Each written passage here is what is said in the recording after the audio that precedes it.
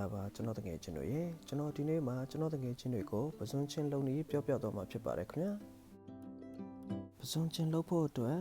အခွန်ကျွတ်ထားပြီးသားပစွန်300 gram ခန့်အသုံးပြုပါမယ်ခင်ဗျာ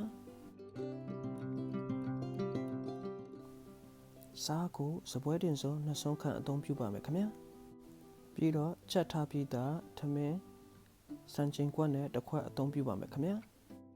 ပထမဦးစွာပကံလုံးတစ်လုံးမှာ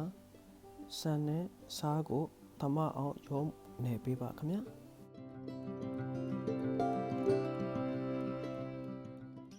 ဆန်တဲ့တို့စားရဲ့အရသာတေချာဝင်သွားစေရန်အတွက်ဖိပြီးတော့နေပေးပါခင်ဗျာ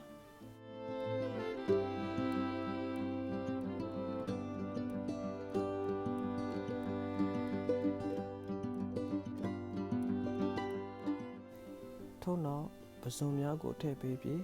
တေချာချနာစွာသမသွားသည့်အထိရုံးနေပေးပါ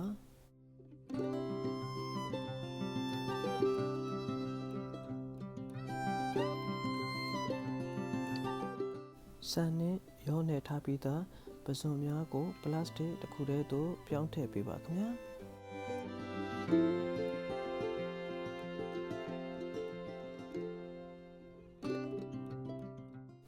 ထို့နောက်ပလတ်စတစ်ကိုလေးလုံးအောင်တေချာတင်းလေးချီပေးပါခင်ဗျာ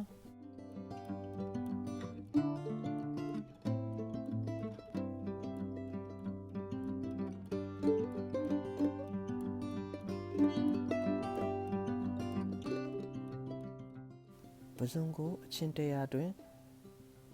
အထက်မှာအရင်များအပြင်သို့စိတ်ထွက်စေရန်အတွက်တွားကြထွန်းအဖြစ်ထိုးပေးပါ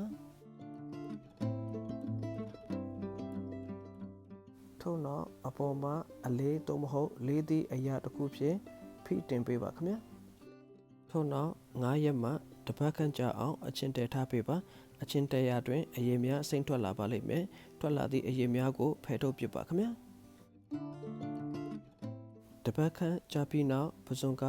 အယောင်ပြောင်းသွားပြီးအခုလိုမျိုးပစွန်ချင်းကိုရပါလိမ့်မယ်ခင်ဗျာ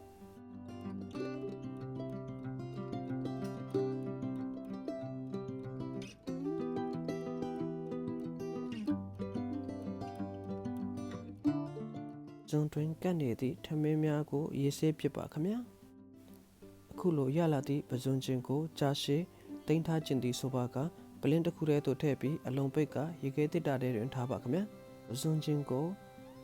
မြုပ်တီးဆက်လေးဖြင့်အချင်းပဲတုပ်စားမလားသို့မဟုတ်